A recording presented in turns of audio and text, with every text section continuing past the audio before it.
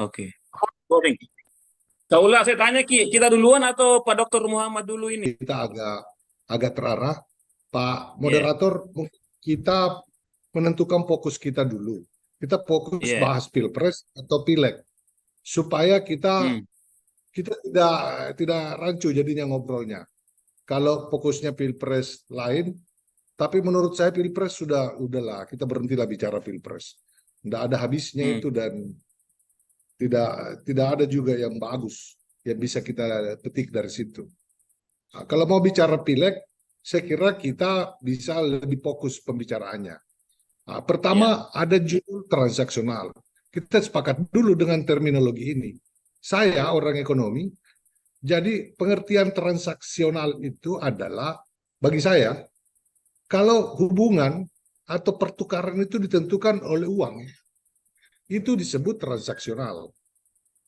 Jadi hmm, ada adagium demokrasi yang bilang kalau demokrasi di parlemen itu ditentukan oleh seberapa besar uang menentukan hasil, maka itu iya, sesungguhnya bukan demokrasi, itu transaksi. Nah, hmm, inilah fenomena yang eh, kita lihat itu mulai bergeser dari elit. Jadi transaksi selama ini tuh hanya ada di gedung parlemen, ada di gedung pemerintahan.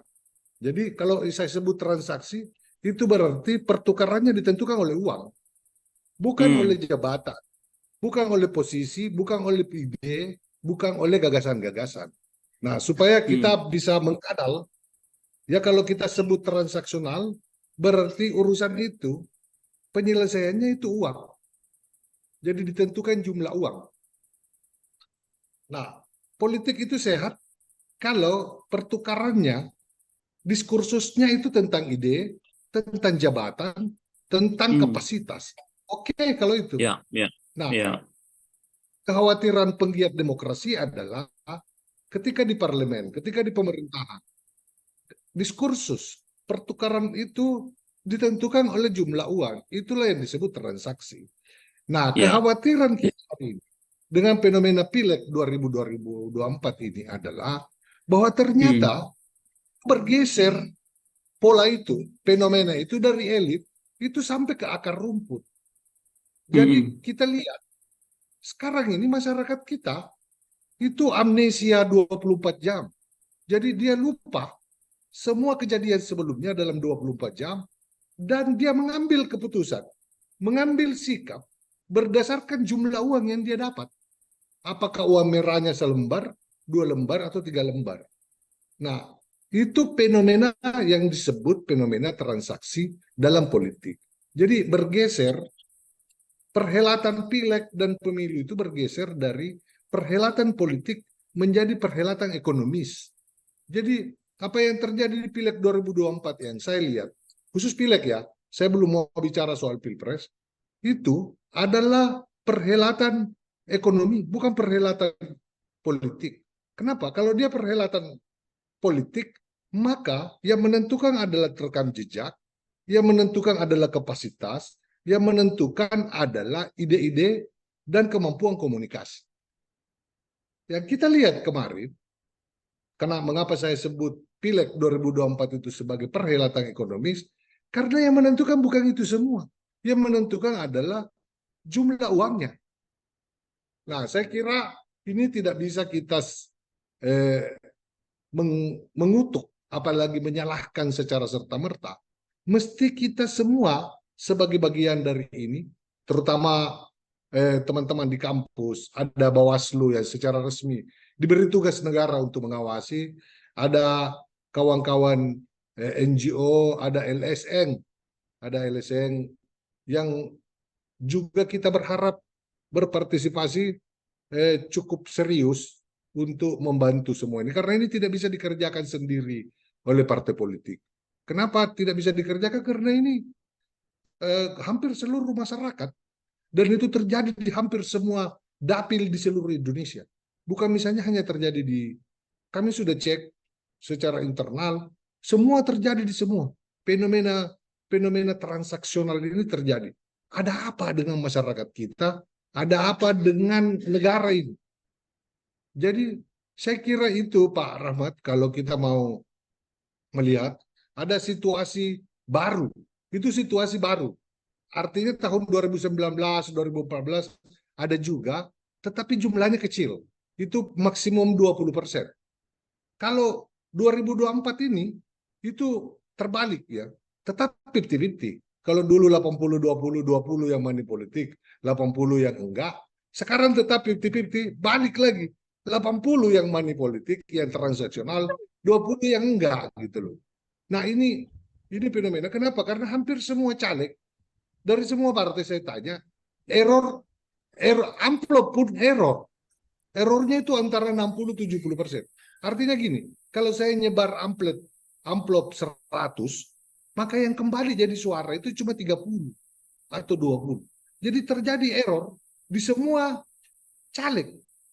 Berarti masyarakat kita benar-benar panen besar dalam pileg kemarin.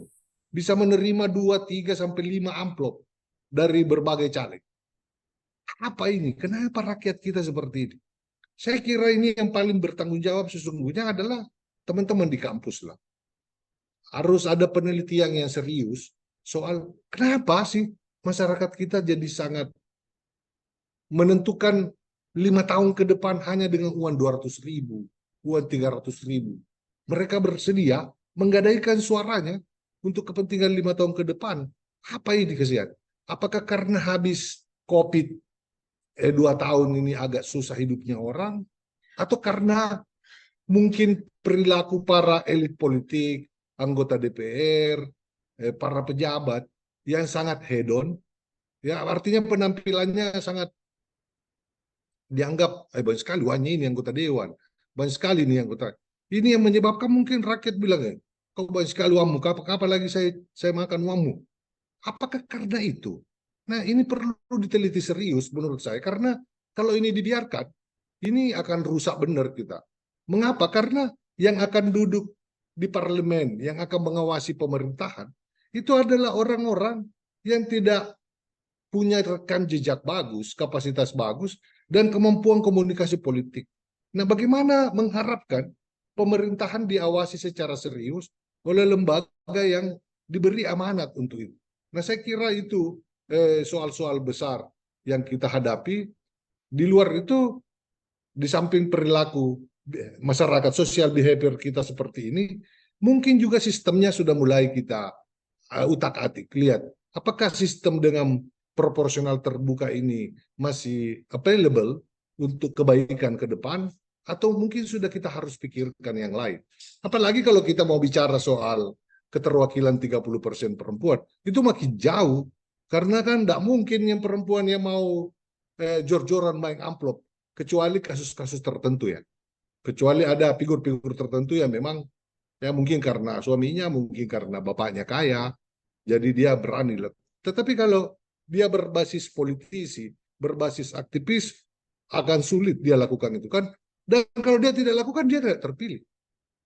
Jadi siapa yang mau mengawal suara-suara baik di parlemen dalam jangka panjang kalau fenomena ini kita biarkan begitu saja? Terus terang ini sangat mengkhawatirkan. Saya sebagai orang politik mulai sangat khawatir dengan keadaan ini bila ini terjadi terus-menerus. Saya kira teman-teman penyelenggara baik KPU maupun Bawaslu sudah mulai juga harus membuat notes, ya catatan-catatan kepada DPR RI atau kepada pemerintah pusat tentang bagaimana memperbaiki keadaan.